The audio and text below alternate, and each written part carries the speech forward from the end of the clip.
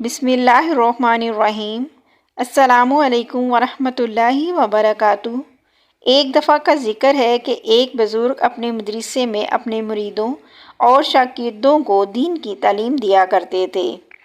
علم کے پیاسے خالی ہاتھ ان کے پاس آتے اور علم کے خزانے لے کر اپنے گھروں کو واپس لوٹتے۔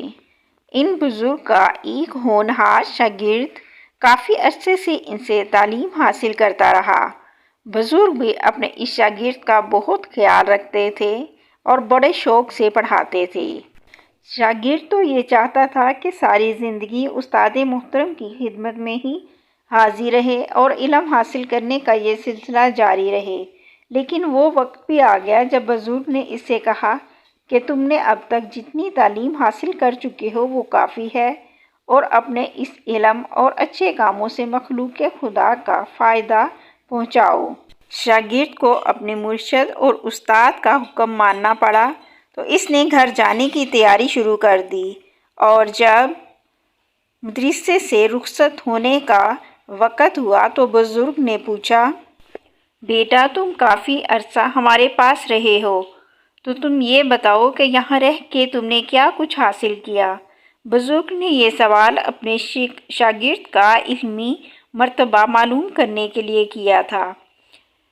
یہ اطمینان کرنا چاہتے تھے کہ خدا کے فضل سے وہ بہت بڑا عالم بن کر اپنے گھر جا رہا ہے، لیکن شاگرد نے ان کی امید کے برخلاف جواب دیا۔ اس نے کہا، حضرت میں نے آپ کی خدمت میں رہ کر صرف 8 باتیں سیکھی ہیں۔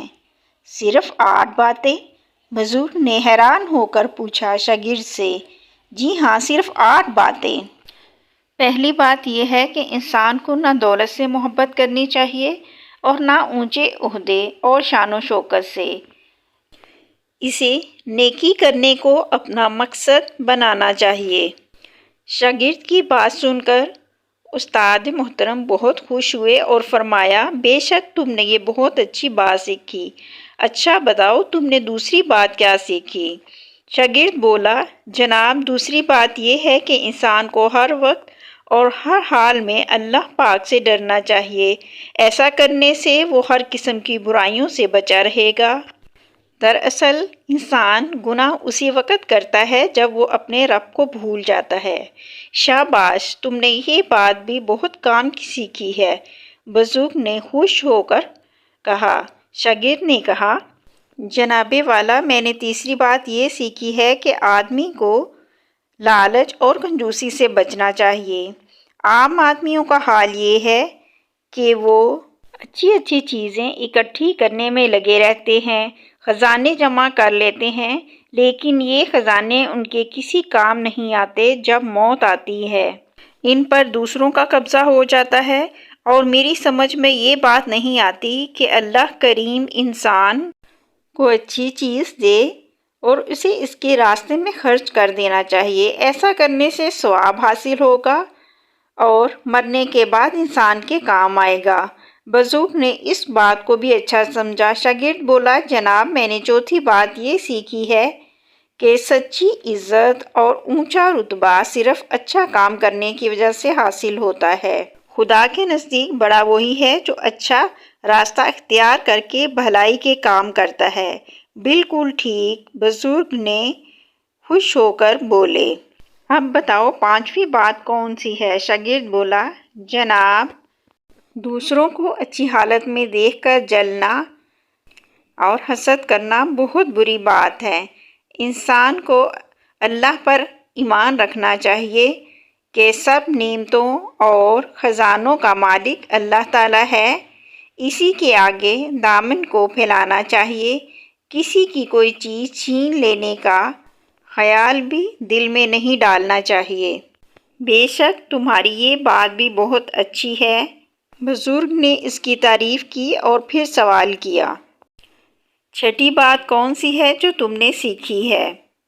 شاگرد نے کہا، جناب عالی میں نے عام آدمیوں کی حالت یہ دیکھی ہے کہ ذرا سی بات پر ایک دوسرے کے دشمن بن جاتے ہیں۔ میں نے یہ سیکھا ہے کہ انسان کا سب سے بڑے دشمن شیطان ہے۔ شیطان کے فریب سے بچنے کے لیے ہمیں ہر وقت کوشش کرنی چاہیے اور اسے اپنا سب سے بڑا دشمن سمجھنا چاہیے۔ مرحبا، تم نے سچائی کو پا لیا، بزرگ خوش ہو کر بولے۔ شاگرد نے کہا، جناب، میں نے 7ویں بات یہ سیکھی ہے کہ سب کو روزی دینے والا اور پانے والا اللہ تعالیٰ کی ذات ہے۔ ہمیں اپنی روزی کے بارے میں پکا ایمان رکھنا چاہیے کہ وہ ضرور ملے گی۔ تم نے یہ بات بھی بالکل کام کی سیکھی ہے۔ بزرگ نے خوش ہو کر کہا اور پھر 8ویں بات کے بارے میں دریافت کرنے کا کہا۔ جناب عالی، 8ویں بات یہ سیکھی ہے کہ انسان کا اصلی اور حقیقی مددگار اور حفاظت کرنے والا صرف اللہ تعالیٰ ہے، جو خالق کائنات ہے۔ اس کے سوا کسی پر بھروسہ نہیں کرنا چاہیے۔ بزرگ بولے، اے خوش نصیب، تو نے یہ بات بھی بہت اچھی سیکھی ہے۔ میں تجھے مبارکباد دیتا ہوں کہ تو نے صرف 8 باتیں سیکھ کر پورا علم سیکھ لیا ہے۔